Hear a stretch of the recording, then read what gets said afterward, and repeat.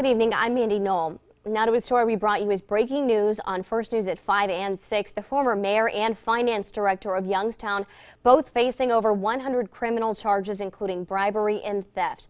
We've been poring over the 78-page indictment for the last few hours, and we've also talked to Chuck Samarone himself.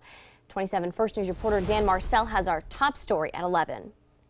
Two of Youngstown's former city leaders are now facing a slew of charges, some in connection with Youngstown business owner Dominic Marchionda.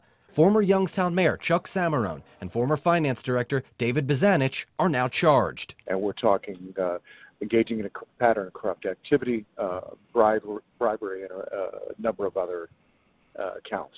There are over 100 charges against the three men. Between Samarone and Bazanich, more than 20 counts of bribery. There's also charges of tampering with records and theft. Two companies are also named, Rubino Construction and NYO Property Group, as well as properties such as the Erie Terminal Place and Wick Properties, LLC. This investigation has been going on for actually a couple of years, and this is the most recent development. I can't go into detail, but I can tell you that we're not done yet.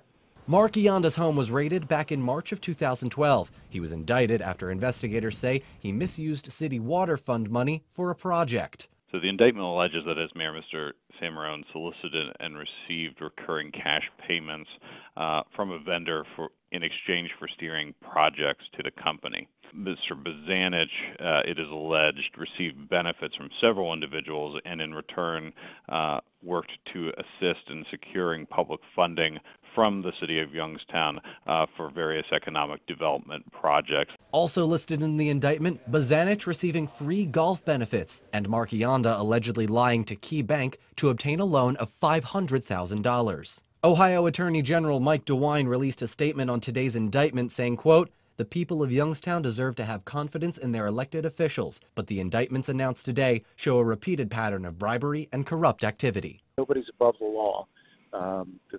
Everybody's accountable, and when people act in ways that are corrupt, they'll have to answer for it.